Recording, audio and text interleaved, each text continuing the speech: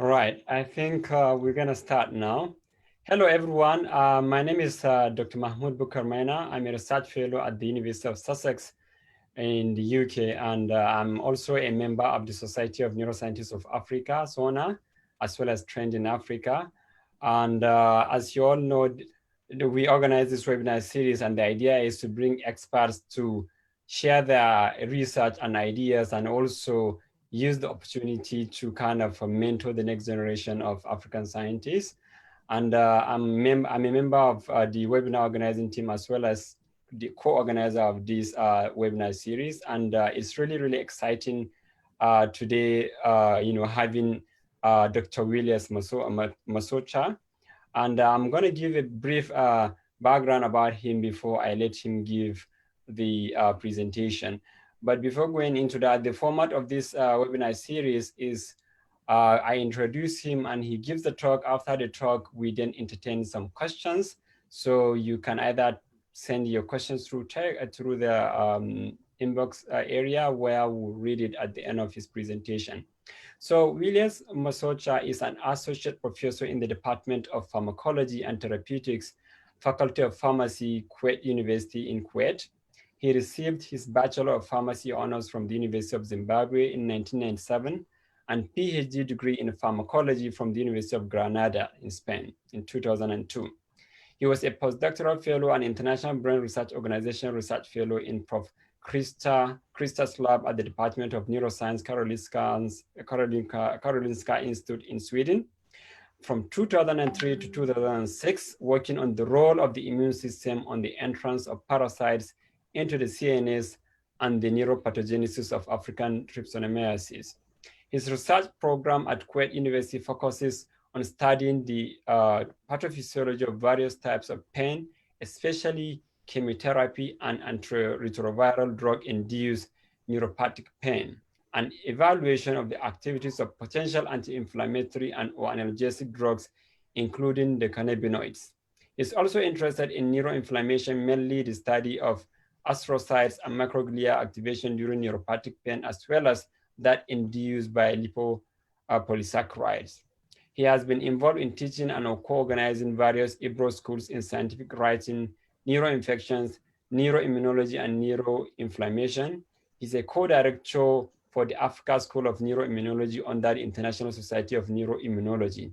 It's so exciting to have you, Williams Masocha. And I have to thank Mossab, who is the main organizer of this webinar series, who invited him to give this presentation today. Thank you very much, and the stage is all yours. Okay, thanks Mahmoud for the introduction, and thanks to Musab for the invitation to give this webinar. I also acknowledge the webinar series committee for putting this together. It is a very good platform for sharing science. Today, I'll be talking about targeting the endocannabinoid system for management of chemotherapy, HIV, and antiretroviral-induced neuropathic pain. So I'll be focusing mainly on these two types of neuropathic pain, which is chemotherapy-induced neuropathic pain and HIV-associated neuropathic pain. Before I go any further, I have no disclosures to make financially or either in terms of this presentation and the data which is going to be presented in this talk. We will go over what is neuropathic pain, the types and the prevalence, and what drugs are available for treating it. We'll also discuss why we are interested in cannabis and cannabinoids in terms of treating neuropathic pain. Then we'll cover the endocannabinoid system. After we cover the endocannabinoid system, we'll also look at the animal models which we use and other people use for studying chemotherapy-induced neuropathic pain and HIV-induced neuropathic pain. We will also look at the endocannabinoid molecules expression during neuropathic pain. Are there any changes?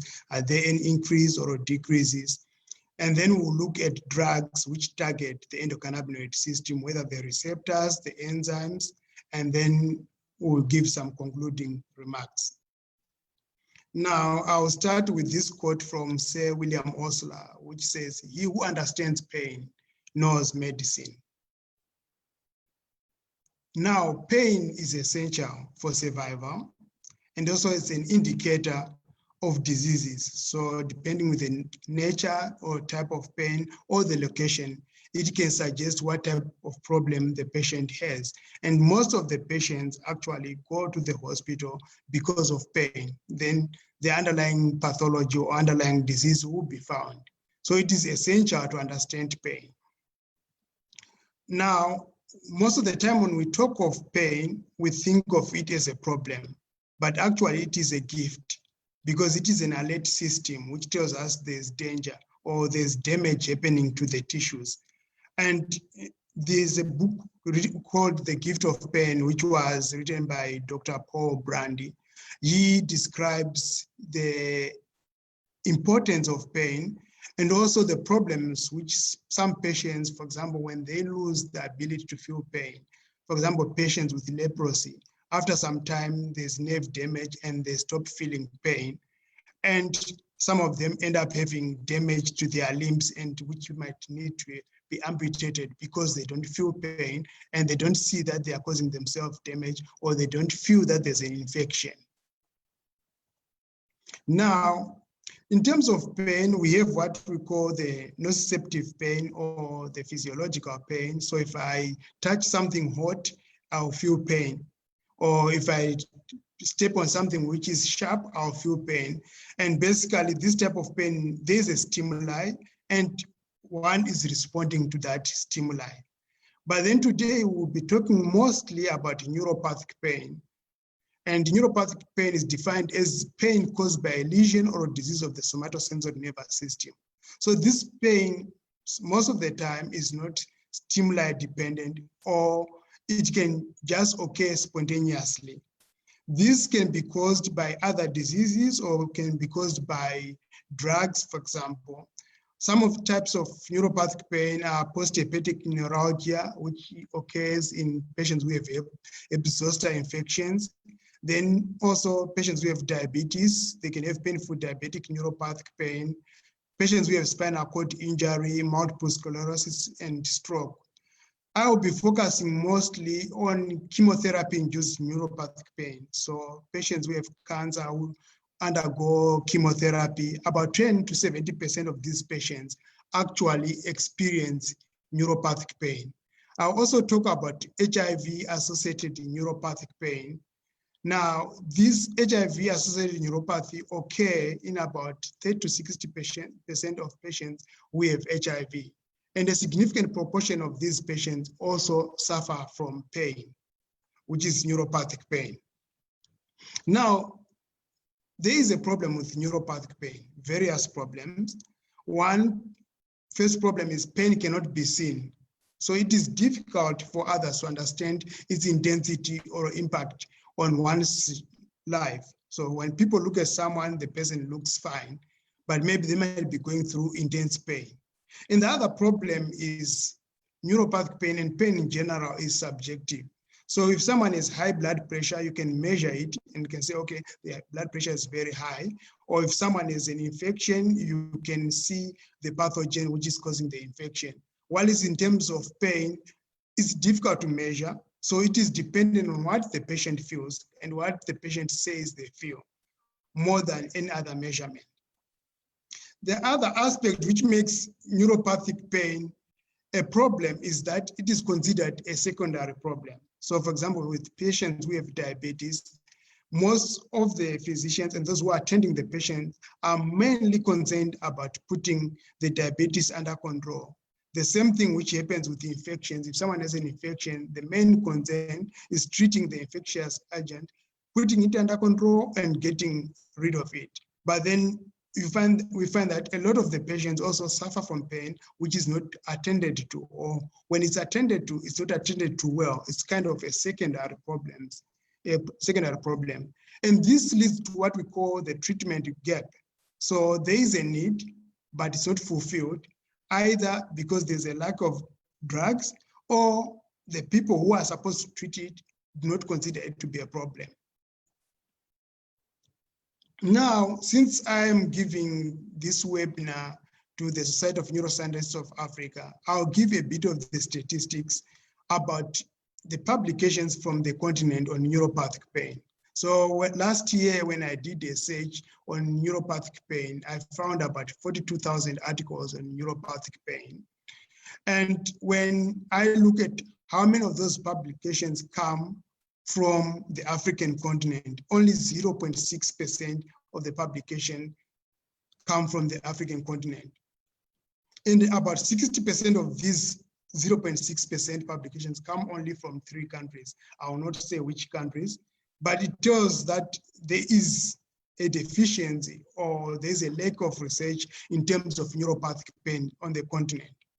Now, and I went on further to look at specific types of neuropathic pain. I looked at HIV neuropathic pain, and at least there is a bit more research on that, but still Africa contributes about 8% of the publication on HIV neuropathic pain.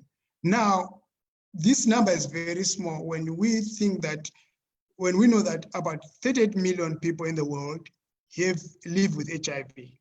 And 2/3 of those people are on the African continent. So we are talking about 20-something million people who live with HIV, and maybe 10 to 20 million of them might suffer some sort of neuropathy. In terms of chemotherapy-induced neuropathic pain, the numbers were similar to neuropathic pain in general. About 0.6% of the publications were from the African continent. Now, so one would ask, is neuropathic pain a major problem in Africa? Maybe it's not a major problem. That's why there are no publications on that. But we know it is a major problem. Mostly, for example, HIV, as I just said, about 38 million people in the world have HIV. And about 20-something million of them are in the African continent, and a significant proportion of them suffer from neuropathic pain. Then we also have neuropathic pain, which is induced by drugs. For example, antiretroviral drugs, which are used to treat HIV, also cause neuropathic pain. Then we also have drugs such as suramine, which is used for treating sleeping sickness or African trypanosomiasis, which also cause neuropathic pain. Then we have other problems like diabetes, spinal cord injury, multiple sclerosis, which are similar to other countries worldwide.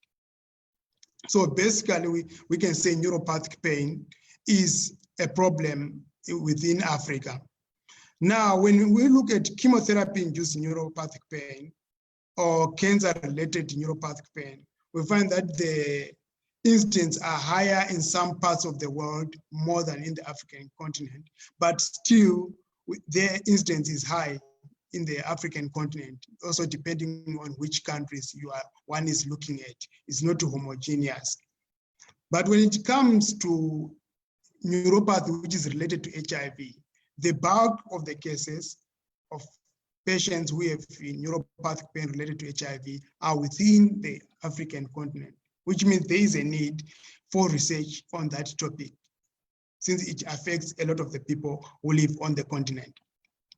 Now, there's another problem also, which makes it even worse. Some of the patients who have HIV can develop cancer, or they can have problems such as Kaposi sarcoma, and they need chemotherapeutic drugs.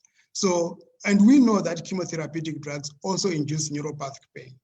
One publication or an abstract which was presented in 2018 showed that Paclitaxel is one of the best drugs to treat AIDS-related Kaposi sarcoma. Now, Paclitaxel on its own does induce neuropathic pain. Antiretroviral therapy does induce neuropathic pain. And HIV infection on its own does induce neuropathic pain, which means these patients are more likely to develop, they're at a greater risk of developing neuropathic pain. Now, I also mentioned suramine, which is used to treat trypanosoma brucellose, which causes sleeping sickness. And this drug causes about 40 to 80% of the patients to develop neuropathic pain, which shows that basically neuropathic pain is a problem within the continent.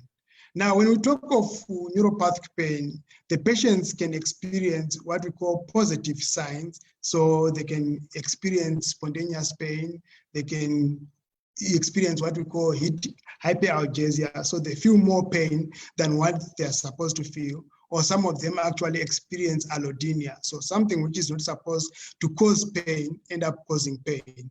But they can also experience what we call negative symptoms, so that is lack of sensation. So hypoalgesia, something which is supposed to cause pain, does not cause pain, or they do not feel their limbs, so they feel numbness, for example. These are some of the symptoms of neuropathic pain. So some patients can feel a burning sensation, which can be spontaneous, so there's no fire, there's nothing, but the patient just feel burning sensation, or an irritating tingling sensation, or shooting, or electric shock, or numbness. So these signs of symptoms of neuropathic pain can occur on their own. They can be triggered, but sometimes they can just occur spontaneously. Now, in terms of management, the drugs which are normally used for managing pain, such as non-steroidal anti-inflammatory drugs or opioids, do not really work well for neuropathic pain. So there are a number of drugs which are used, for example, tricyclic antidepressants, which are normally used for treating depression. They are useful for managing neuropathic pain. We also have the serotonin and norepinephrine reuptake inhibitors, which are also used for managing anxiety and depression. They are also useful for managing neuropathic pain. We also have the selective serotonin reuptake inhibitors. All these class of drugs are used mainly for treating depression, and they are also useful for managing neuropathic pain. Then we have the anticonvulsants, which are used for managing epilepsy or seizures. They are also useful for managing neuropathic pain. And then we have the opioids, which are used for managing nociceptive pain. They are also useful for managing neuropathic pain, but because of side effects, it is very difficult to use them for a long term, because some of the patients might develop dependency, and also some of the patients might end up being addicted to the opioids. Then we have topical agents such as capsaicin and local anesthetics, which can be used for managing some type of neuropathic pain. Now, so this suggests that we have a lot of drugs which can be used for neuropathic pain. But unfortunately, most of these drugs do not work well for chemotherapy-induced neuropathic pain. So there is a scarcity of effective drugs for managing, for example, chemotherapy-induced neuropathic pain. So far, the best available data shows that only duloxetine, which is a serotonin norepinephrine reuptake inhibitor, has some effectiveness and can be recommended for managing chemotherapy-induced neuropathic pain. While other drugs are being used on the basis that they work for other types of neuropathic pain, but they have not been shown to be effective for chemotherapy-induced neuropathic pain.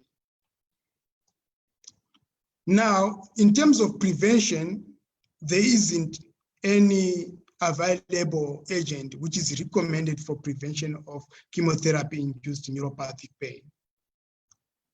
The same applies to HIV. Again, there's scarcity of drugs which are effective for managing HIV-associated neuropathic pain. So a number of studies have shown that most of the patients who are HIV positive and have neuropathic pain, they are not satisfied with the current treatment option, mostly because of inadequate pain relief. And a lot of drugs have been tested in patients with HIV-associated neuropathic pain, and they failed to show efficacy. So they were not much better than placebo in terms of relieving the pain or reducing the pain intensity in those patients. So now this takes us to the question which we want to address today: cannabis and cannabinoids. So why cannabis, or why cannabinoids? Cannabis and cannabinoids have been shown in some clinical trials that they can improve pain measures in patients with neuropathic pain. So one of the drugs or preparation, nabiximols, which is a cannabis extract, was shown to be effective in reducing neuropathic pain. And also, it was recommended to be studied, for example, to for the treatment of chemotherapy-induced neuropathic pain. So there are clinical trials which are ongoing to see whether this preparation, which is an extract from cannabis, can alleviate neuropathic pain. In terms of HIV, there are publications and anecdotal evidence which shows that smoked cannabis, for example, can relieve HIV-related neuropathic pain. There have been 2 clinical trials which were carried out, and both of them showed that smoked cannabis could relieve neuropathic pain and was better than placebo. The only thing was these clinical trials were done for a short period, a period of about 5 days, and the number of patients was not big.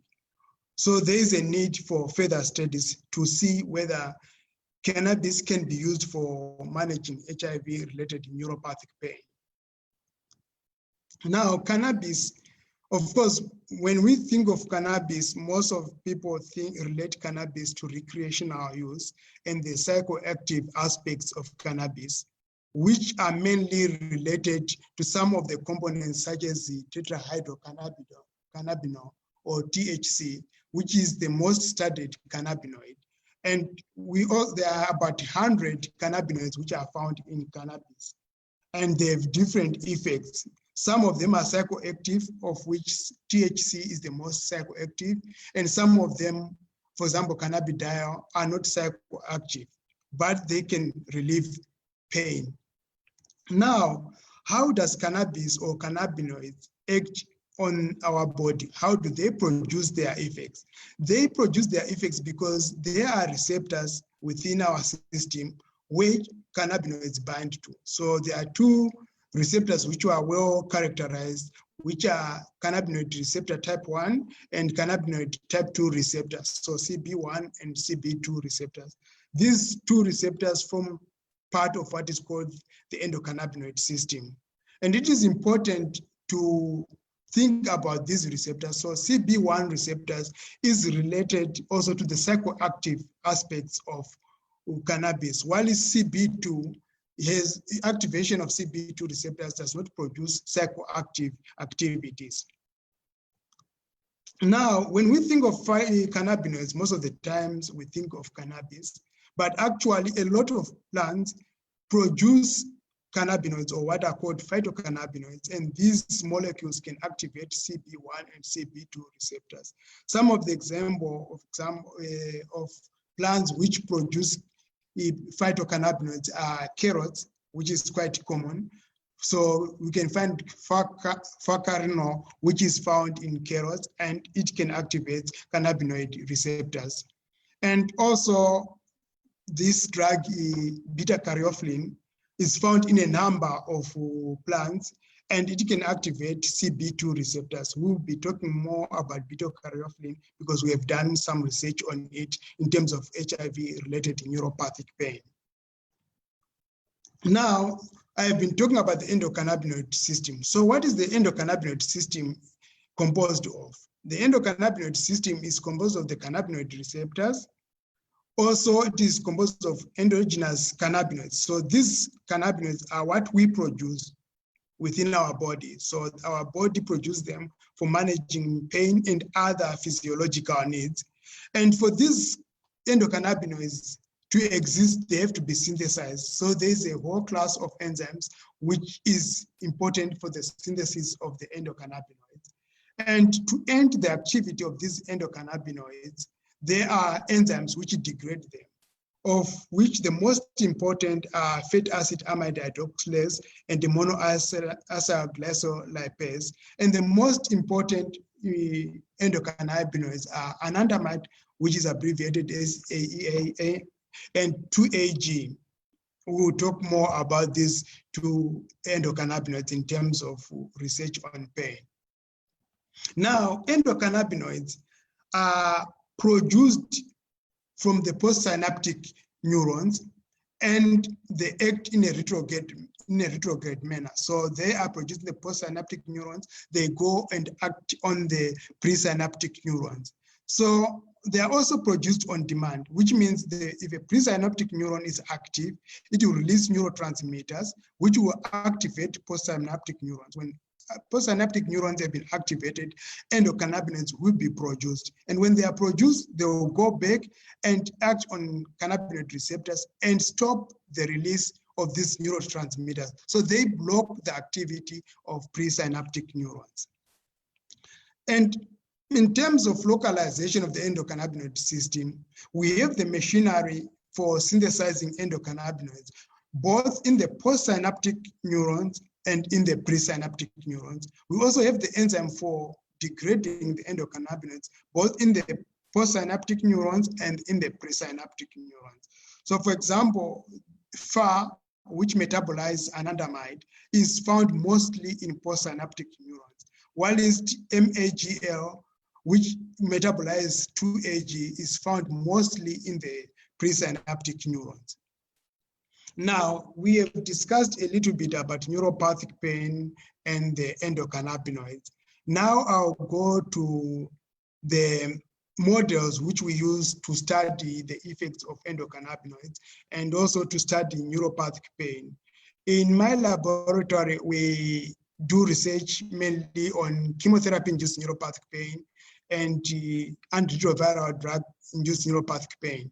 A number of chemotherapeutic drugs such as cisplatin, paclitaxel, vincristine can induce neuropathic pain or symptoms of neuropathic pain in animal models. In my laboratory, we use mostly paclitaxel. And when we administer paclitaxel to mice or rats, they develop thermal hyperalgesia. So that means they are more sensitive to heat. They develop cold allodynia, which means they are more sensitive to cold. And they develop what we call mechanical allodynia, which means they are more sensitive to mechanical pressure than what is under normal circumstances. So for example, in this graph, in black, we have the normal animal which has been treated with vehicle. So after a week, their reaction to heat is the same. While those which were treated with paclitaxel, their reaction to heat decreases. So they react much faster to heat than the animals which have been injected by vehicle, the control animals. The same thing with cold. The animals which have been treated with paclitaxel who react to cold much faster, they'll be more sensitive to cold than control animals. And the same thing also occurs with the mechanical allodynia. So they'll be reactive to mechanical pressure and they'll be more sensitive than animals which have been injected a vehicle, which are the control animals.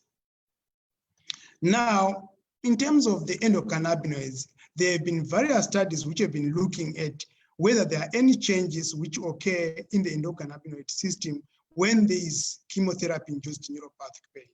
So there are about 4 studies which we found which showed that there were changes in the endocannabinoids in animal models of neuropathic pain. So they found there was no change in the endocannabinoids in the brain. There was an increase in the endocannabinoids in the spinal cord, but there was a decrease in the endocannabinoids in the peripheral, so in the foreskin and the dorsal root ganglia. So which means there is a deficiency, there are less endocannabinoids, and which makes sense because if endocannabinoids also function to inhibit pain and you have less of them, then the animal is more likely to feel more pain or to feel more nociception than normal. We did a study as well where we evaluated the expression or examined the expression of endocannabinoid in an animal model of neuropathic pain. So we injected paclitaxel to mice, and after a week, we measured the endocannabinoids. And we found, similar to previous results, that there were no changes in anandamide or in 2-AG in the brain. We also found that there was no change of anandamide or 2-AG in the spinal cord.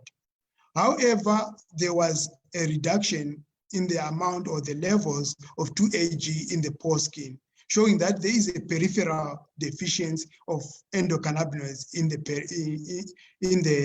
the animals which have neuropathic pain.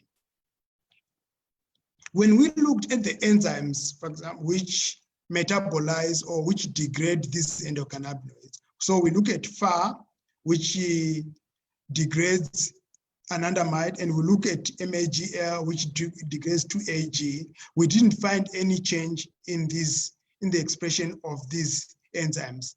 We haven't looked at the activity. Maybe there is no change in terms of expression or amount of the enzymes, but they might be more active. Now, after looking at the expression of molecules which are involved in the endocannabinoid system, the next phase is to look at drugs which modulate the endocannabinoid system. So the first set of drugs which we are going to discuss are the drugs which inhibit the enzymes which degrade the endocannabinoids. So FAAH, which degrades anandamide, and MGL, which degrades 2-AG. And a number of studies have shown that inhibitors of FAAH actually can prevent the development of neuropathic pain or mechanical allodynia or thermal hyperalgesia in this animal. The same also has been seen, for example, with inhibitors of MGL, for example, JZL184. It could inhibit the development or established mechanical allodynia or thermal hyperalgesia in this animal, which shows that inhibiting these enzymes could relieve pain or nociception in these animals.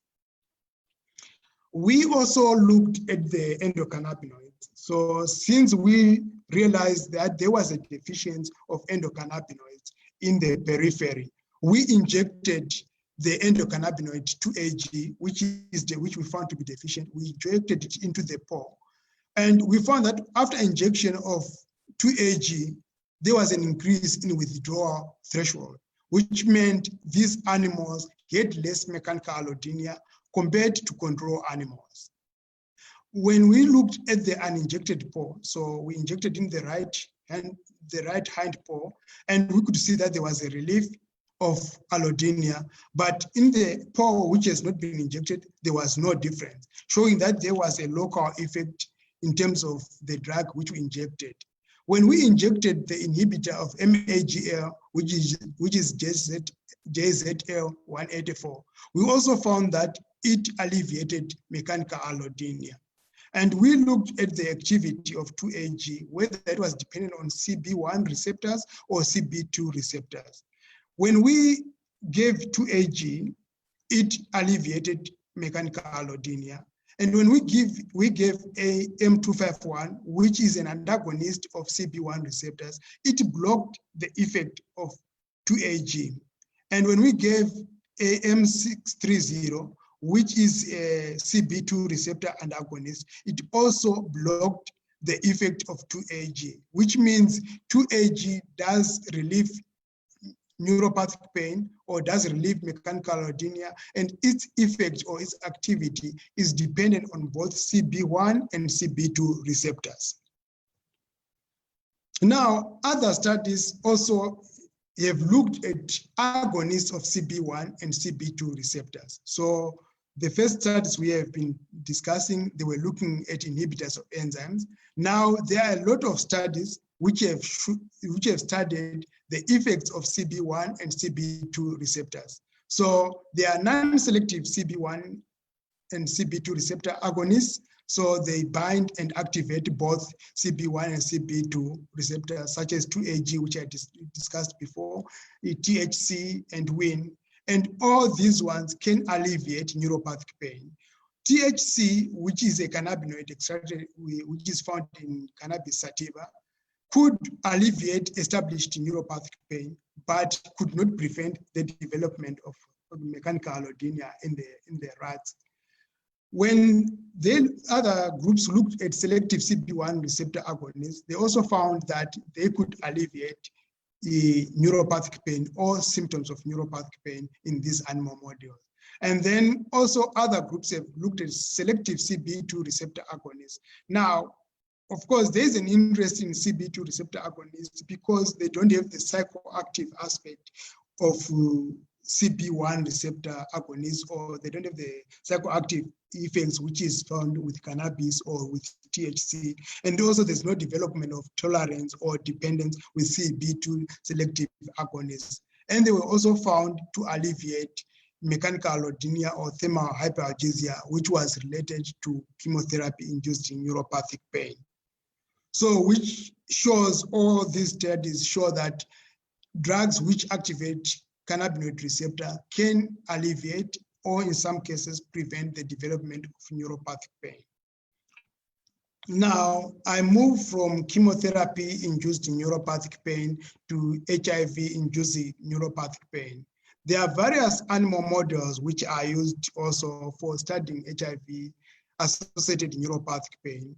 One of them could be using the drugs, so the antiretroviral drugs. So we'll be looking at antiretroviral drug-induced neuropathic pain. In our laboratory, we use DDC, and other laboratories use stavudine or indinavi to induce neuropathic pain. In some laboratories, they use the protein which is found on the envelope of HIV. So HIV envelope protein GP120 to induce neuropathic pain. In some laboratories, they use both the protein which is extracted from HIV virus and the antiretroviral drugs. There are also some laboratories which use a virus. So LPBM5 is a retrovirus which causes acquired immunodeficiency in mice. And these mice, when they are immunodeficient, they also develop neuropathic pain. So they develop mechanical allodynia, for example. So all these agents can cause these animals to develop mechanical allodynia or mechanical hyperalgesia, cold allodynia, and thermal hyperalgesia. When we looked at the expression similar to what we did in chemotherapy-induced neuropathic pain, in the case of HIV-related neuropathic pain, we looked at the expression of enzymes which degrade the endocannabinoids. And we found that there was a reduction of, for example, FAAH in the brain, and there was a reduction of MGL in the pore skin. So this is looking at gene expression, which suggests that there is a reduction in these enzymes, and which corresponds to some of the data which we saw that when we give endocannabinoids, they do produce some effect because these enzymes are not as active in the animals with neuropathic pain compared to naive mice.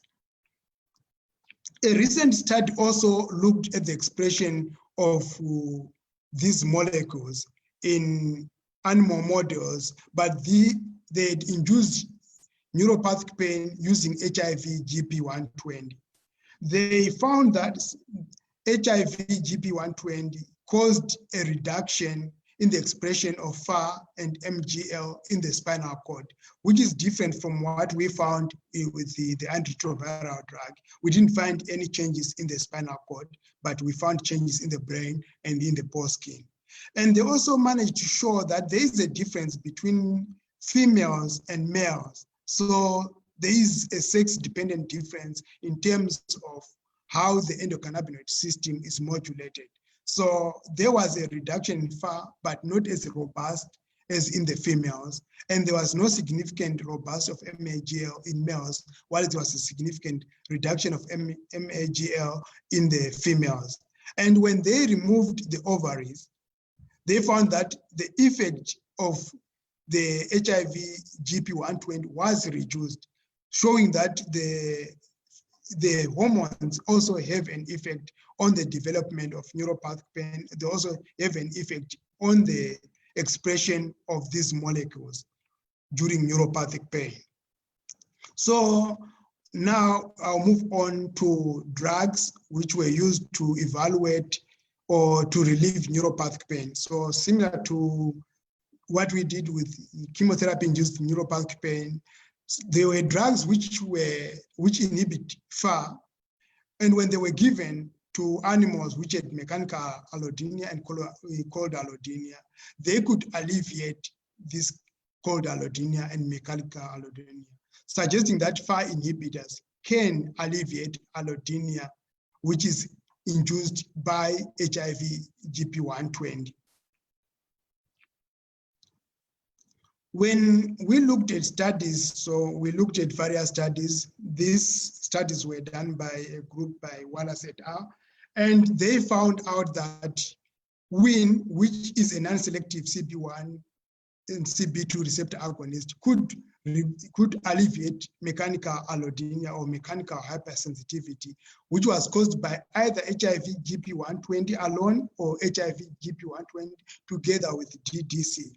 And these studies actually were quite important because they found that if they injected HIV GP120 and DDC, the animals developed more mechanical allodynia or mechanical hypersensitivity compared to those animals which received DDC alone. And also they found that the effects of WIN was less in this combination than when animals had mechanical hypersensitivity induced by HIV GP120 alone. Which means when we look at terms of research, it would be important maybe to look at animal models which look at neuropathic pain induced both by the virus or components of the virus, but also induced by the drugs. We did a study where we looked at the effects of endocannabinoids. So Neha, when during a master's thesis, she looked at the effect of endocannabinoids. And when 2AG was given to animals which had the thermal hyperalgesia induced by DDC, 2AG alleviated. So when we are compared, these are the control, the vehicle, where they have no effect, and this is 2AG. When this is anandamide actually, when it's given, it does alleviate. So it increases the withdrawal, the reaction latence to the hot plate or to the heat. And the same thing with 2AG, it also alleviated thermal hyperalgesia. Surprisingly or interestingly, when the same dose of 2AG and anandamide were given to naive mice, so mice which did not have allodynia, mice which were not injected DDC, these endocannabinoids had no activity. And this makes sense when we look at the fact that animals which had been treated with DDC had lower enzymes which degrade these endocannabinoids. Now, we also did some studies. So Esra Ali, during a master's thesis, looked at a phytocannabinoid, beta-caryophyllene, which is CB2 selective. She looked at both prevention and effect on established neuropathic pain. So she used DDC to induce mechanical allodynia, and animals which were treated with the DDC, they developed mechanical allodynia. So the withdrawal threshold mechanical stimuli was reduced compared to control animals. But those animals which received beta-caryophyllene together with DDC, they did not develop mechanical allodynia. So this study shows that beta-caryophyllene, which is a CB2 selective antagonist, can prevent the development of mechanical allodynia or can prevent the development of neuropathic pain. And this effect of DDC, of beta-caryophyllene, was related to its anti-inflammatory activity. Now, when animals were treated with DDC, they developed inflammation, and we could also measure an increased expression of cytokines such as interleukin-1 beta, which is presented in this graph, both in the periphery and in the brain. And we also saw the same pattern with TNF-alpha and interferon gamma. And treatment with beta-caryophyllene prevented the increased expression of these cytokines. So this suggests that beta-caryophyllene could prevent the development of mechanical allodynia via reducing the inflammatory response. She also looked at the effects of beta-caryophyllene when mechanical allodynia had already developed. So this animal already have neuropathic pain per se. So DDC was injected, and after a week, when the animals had the mechanical allodynia, beta-caryophyllene was injected. And when she evaluated over time, we could see that beta-caryophyllene alleviated mechanical allodynia over a long period of time. So up to 5 hours when she stopped the experiment, we could see that there was an alleviation of mechanical allodynia. And this effects of beta-caryophyllene was dependent on CB1 receptor. So when we gave an antagonist of CB1 receptors, it could not block the effects of beta-caryophyllene.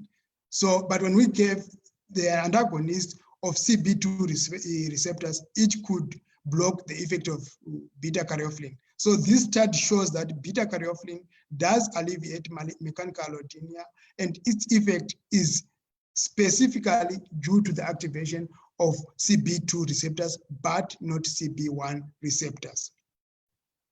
Now, we have been focusing mostly on MGL and FAAH, but endocannabinoids are metabolized by a lot of other enzymes. So, for example, anandamide AEA is metabolized principally by FAAH, but it can also be metabolized by lipoxygenases. It can be metabolized by cyclooxygenases. Now, this becomes interesting, and we found it interesting as well, because cyclooxygenases are drugs, inhibitors of cyclooxygenases are used for managing pain.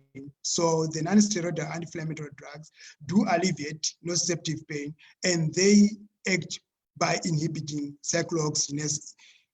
Now, so we thought that if you could inhibit cyclooxygenase and maybe inhibit lipoxygenase, you could also alleviate neuropathic pain. Now, cyclooxygenase also can oxidize 2-AG and inactivate it.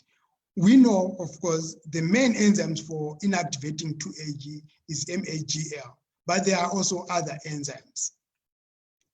So we were interested in looking at drugs which are available in the clinics, which are used for managing inflammation, infections, or other types of pain. So we looked at indomethacin, which is a non-steroidal anti-inflammatory drug.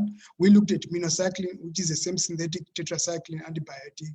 And we know that indomethacin does inhibit the activity of cyclooxygenase, while minocycline, amongst its main effects, it does inhibit lipoxygenase.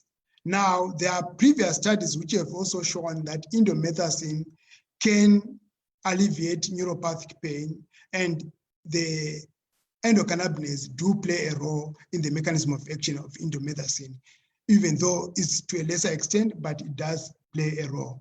There are also studies which have shown that minocycline also can alleviate neuropathic pain, and it also can modulate or change the expression of endocannabinoids within those animals. So we did a study in animals with chemotherapy-induced neuropathic pain, and we also did a study in animals with HIV-induced neuropathic pain. So for chemotherapy-induced neuropathic pain, we used the Paclitaxel, and we evaluated both female and male mice.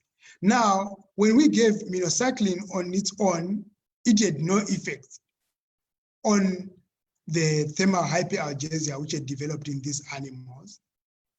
When we gave indomethacin, it again had no effect in female animals. Surprisingly, in male animals, indomethacin could alleviate to some extent the thermal hyperalgesia, which shows that also the sex-dependent differences in terms of response to drugs in animals, which have in animal models of neuropathic pain. Now, when we gave the combination of minocycline and indomethacin, we could alleviate thermal hyperalgesia in these animals. And the effect of the combination was much better than either drug alone, both in female mice and male mice. So this study showed us that the combination of indomethacin plus minocycline can alleviate neuropathic pain. And when we compared the effect of indomethacin plus minocycline to WIN, which is a CB1 and CB2 non-selective and agonist, we found that the effects were almost similar. So in blue, we have the effect of indomethacin plus minocycline. In green, we have the effects of WIN, which is the CB1 and CB2 non-selective agonist, and they both alleviated thermal hyperalgesia in these animals. Now, we were interested to see whether the cannabinoid system plays a role in the effect of indomethacin plus minocycline. So this is indomethacin plus minocycline alleviating mechanical allodynia as well. So previously we showed that it alleviates thermal hyperalgesia. In this study, we are showing that it alleviates mechanical allodynia. And when we gave antagonists of CB1 receptors and CB2 receptors, we could see that these antagonists, so this is indomethacin plus minocycline combination alone, it does alleviate mechanical allodynia. But when we give CB1 receptor antagonists or CB2 receptor antagonists, they block the effects of indomethacin and plus minocycline combination, which means the effects of these drugs are dependent on cannabinoid receptors. So basically, these studies on both chemotherapy-induced neuropathic pain and HIV-induced neuropathic pain show that the effects are dependent on cannabinoid receptors. So that is in the chemotherapy-induced neuropathic pain. In terms of antiretroviral drug-induced neuropathic pain, we had the similar effects with indomethacin plus minocycline. So indomethacin plus minocycline alleviated mechanical allodynia. When we gave the CB1 and CB2 antagonists, they blocked the effects of indomethacin plus minocycline. Now, we also looked at the side effects of the drugs. So we know that, for example, the cannabinoids can cause motor impairment.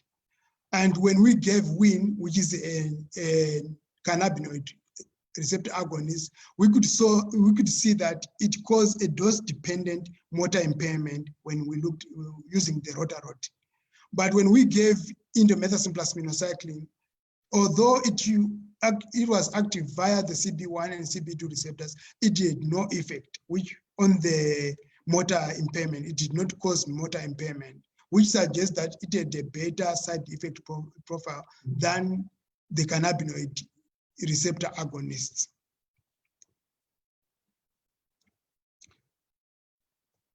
Now, this is a diagram which was done by Esra Ali, and I think she finished it this afternoon.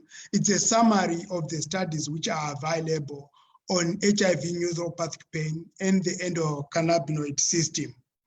And basically, it shows that non-selective CB1 and CB2 receptor agonists, they can alleviate neuropathic pain, both in animal models, and smoked cannabis can alleviate neuropathic pain in patients. And the selective CB2 receptor agonists, beta-caryophyllene, which is a phytocannabinoid, and some of the synthetic one, can alleviate also mechanical allodynia. FAAH inhibitors, they also can inhibit the mechanical allodynia and thermal hyperalgesia. And also our study showed that COX and lipoxygenase inhibitors do also alleviate. So targeting the endocannabinoid system, both at the level of enzymes and at the level of the receptors, can alleviate neuropathic pain.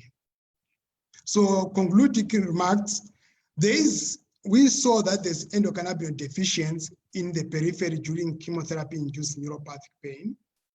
So it means that if there are drugs, for example, which can act peripherally and activate the cannabinoid receptors, they could have a better side effect profile. So they will alleviate the neuropathic pain in the periphery, but they will not have the CNS-related side effects.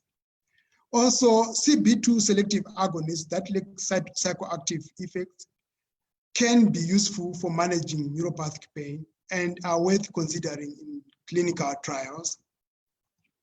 Co-administration of indomethacin plus minocycline does attenuate both chemotherapy-induced neuropathic pain and antiretroviral drug-induced neuropathic pain. And this is important because this is modulating the endocannabinoid system with the drugs which are already available in the clinics. And we saw that targeting the endocannabinoid system at various levels can alleviate neuropathic pain. There is a clinical trial which is ongoing looking at cannabis and cannabinoids in terms of alleviating HIV neuropathic pain, and the results of this study are expected at the end of this year.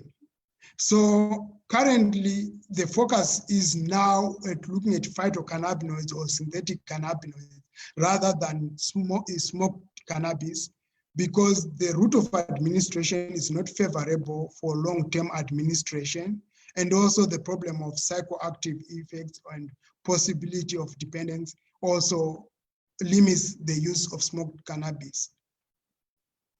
So at the end, I would like to acknowledge the participation of a lot of people who have been involved in this research. So from Kuwait University, Prof. Oreo, Dr.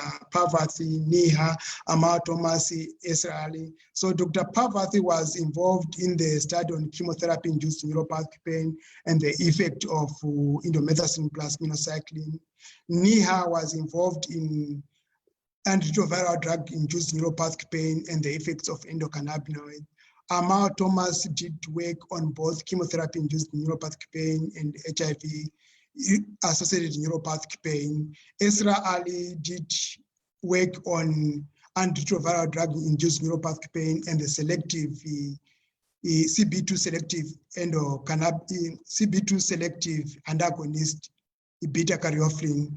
I also acknowledge the participation of some collaborators from the National University of Ireland, Professor Dr. David Finn and Bright Okine, who measured the endocannabinoids, and the sponsors of this study, which are mostly from Kuwait University. Thank you for your attention. Thank you very much, Dr. Williams, for a fantastic talk. It was quite enlightening. I don't work on pen, but I've learned a lot, certainly. So I think we are now open for questions and answers. In the interest of time, we'll probably take a few questions. While we wait for people to ask the questions, I'll probably ask the first question. I was wondering, so in the case of human subjects, for example, for HIV, etc., do they also show a peripheral kind of reduction in the endocannabinoids, just like you saw with the mice in the animal kind of experiments? Unfortunately, there are no studies which have evaluated the expression of endocannabinoids in human beings who have HIV-associated neuropathic pain. Oh, I see. Okay. Yes. Oh. And there are few studies which have looked also even at animal studies. So I think up to date, there are about 5 studies which have looked even in animal models. I see.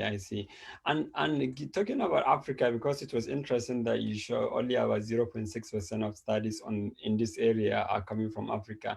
I was wondering, do we know anything about because we have a lot of people, I mean, not just in Africa, across the world, we have a lot of people taking marijuana, etc., which definitely does have the opioids in it.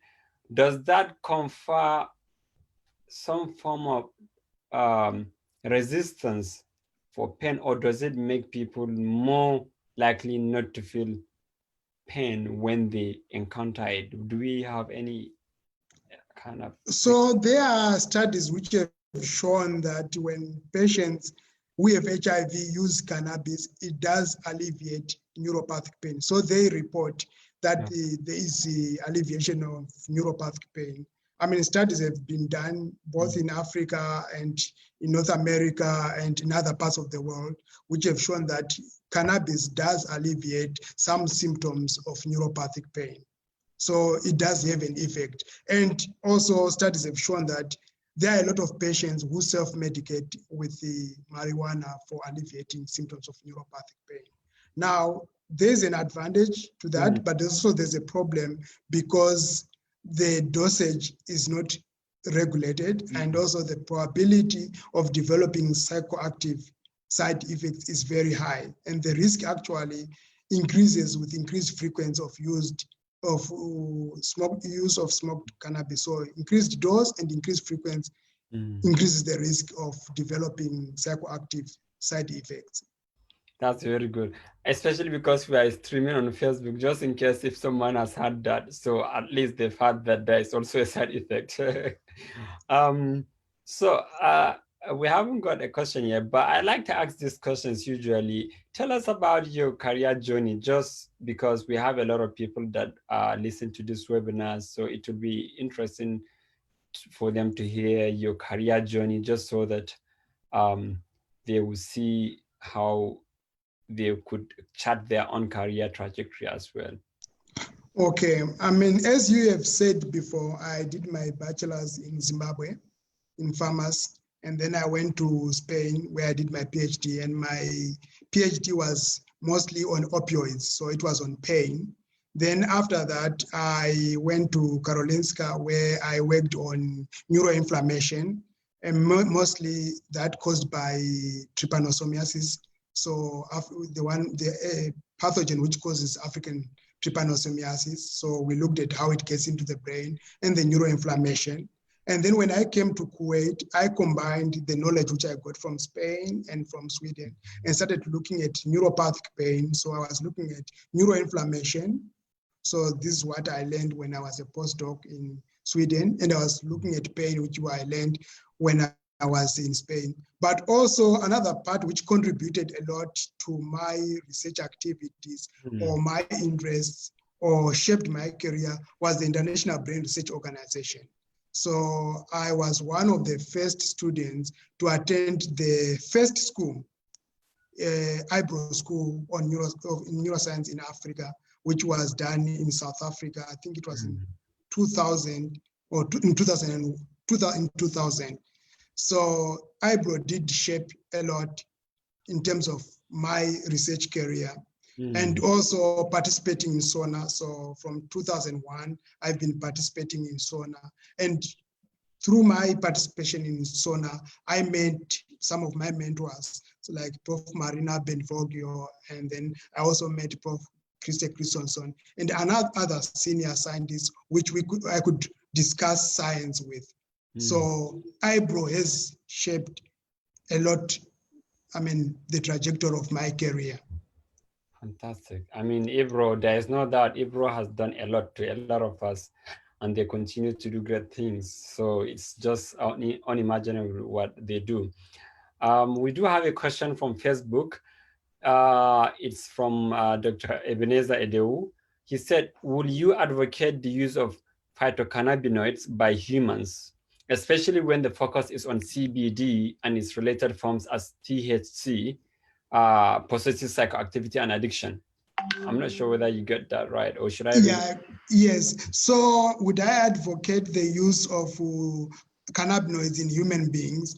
Now, so there are studies which have been done, so mostly on THC and cannabidiol, and some have shown that they are effective in alleviating neuropathic pain.